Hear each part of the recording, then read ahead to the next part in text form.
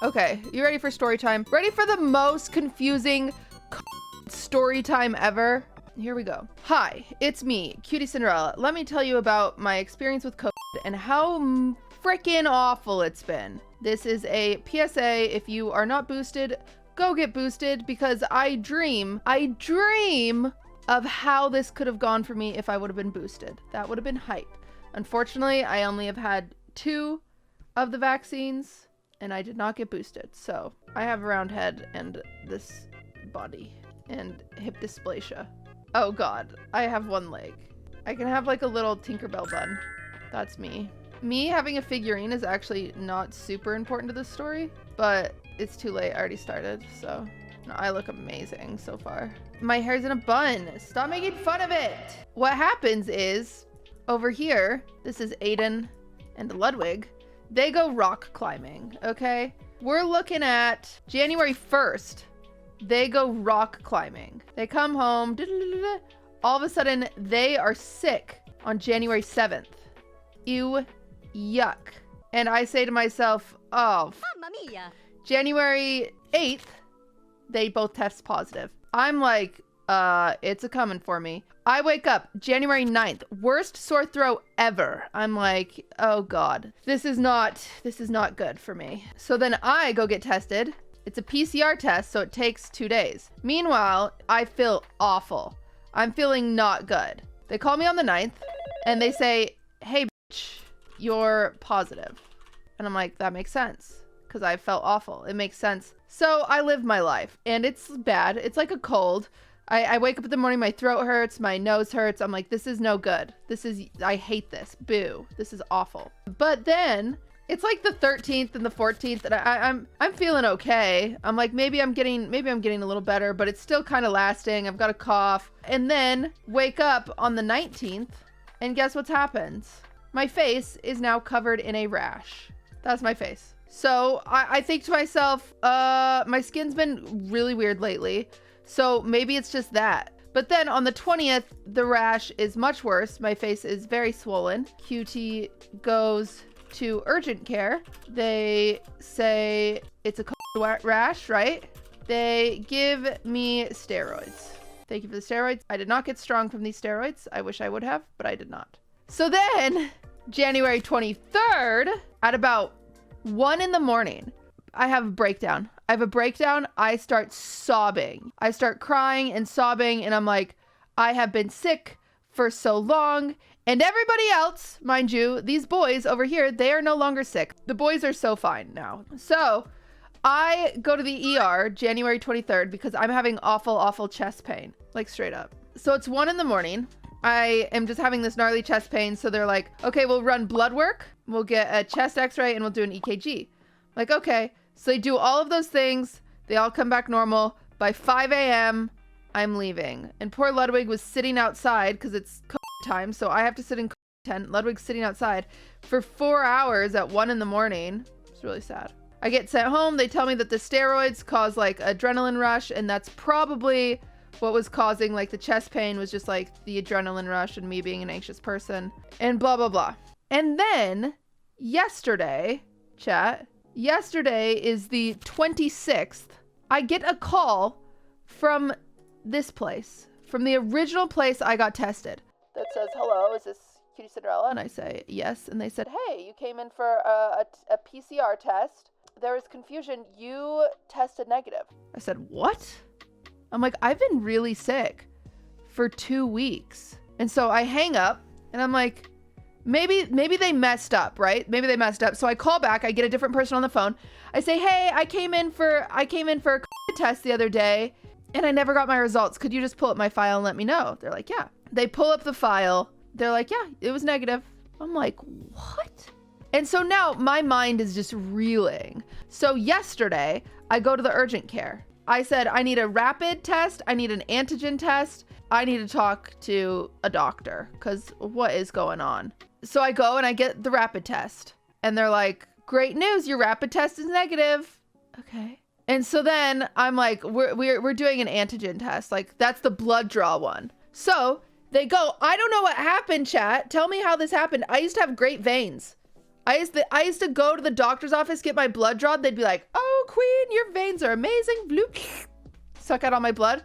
I don't know what happened to my veins, but apparently they're bad now. Too much wine? Is that what happened? So then on the 26th, they need to pull out blood for my antigen test.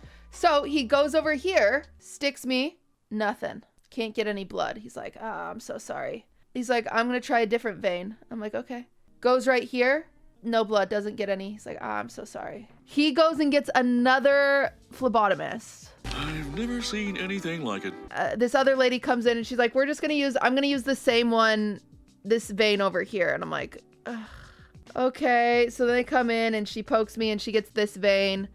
Great. They pull it out. They get my blood to the antigen. Oh, we forgot to mention just a traumatic casual event over here. January 25th, Cutie has a dermatologist appointment that I've been waiting for because my skin's been breaking out. We've talked about this. My skin's been breaking out with like hormonal acne, and I'm like, what's going on?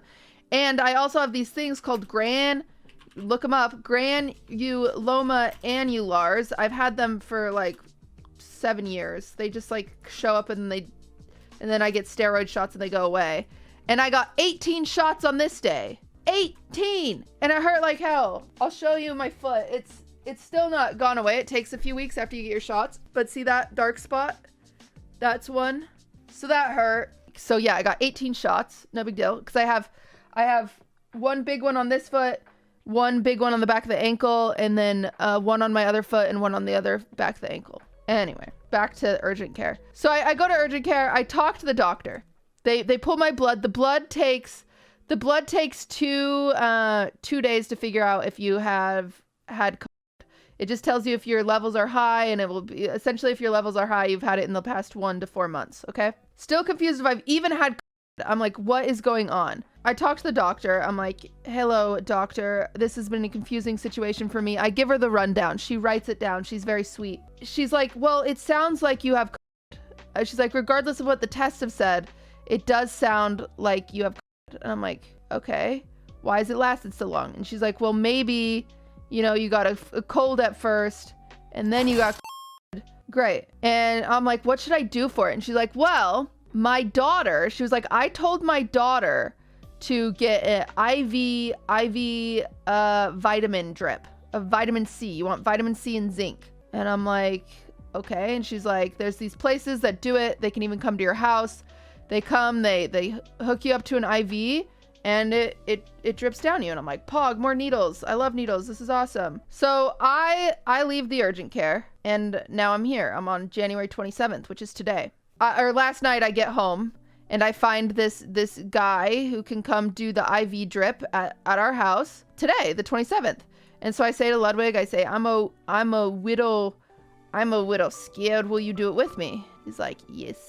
So I schedule it. And the guy shows up today at 11. Ludwig goes first. He gets his thing put in, and then he gets really dizzy, and that makes me scared. I'm like, what? Why are you dizzy?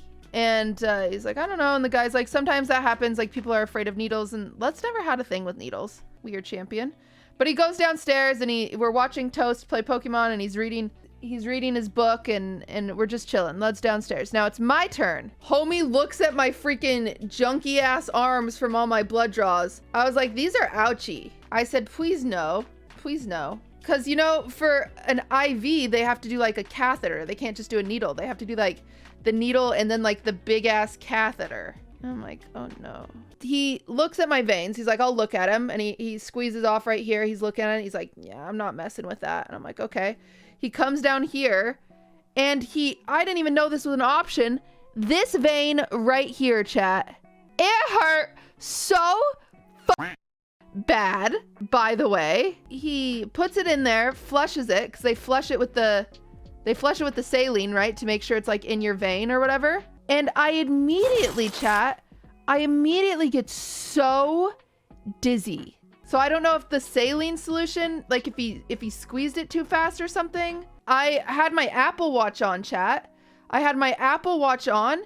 My heart rate dropped to 46. I was like, I'm gonna pass out. I think the guy was a bit of an amateur. I think he needed to go slower. But I didn't faint, so that's Pog. So once I feel better, I go downstairs, I sit on the couch, he like brings the IV bag and we start the drip slow and then he makes it faster and I don't feel any of it. You just taste it, right? So today, January 27th, I started feeling a little better actually last night. Like I said, I got up to I think 80%.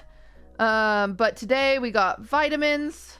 And it says it usually takes like a day or two for you to like feel positive effects from the vitamins. And then I get an email at 1:30 from the place with the from the antigen test. So the blood test, antigen test. And I can't read it. The test makes no goddamn sense. So I call them and I say, hey, this test makes no sense. Can someone read it to me? And they read it and they say, oh yeah, you have had really high like antibodies. So you've probably had it in the last like month to 4 months. And I'm like, okay, great. So yes, I have had after all of this freaking roller coaster of emotions and event, I have had I've had my blood drawn more times than I would really like. I am feeling a little better.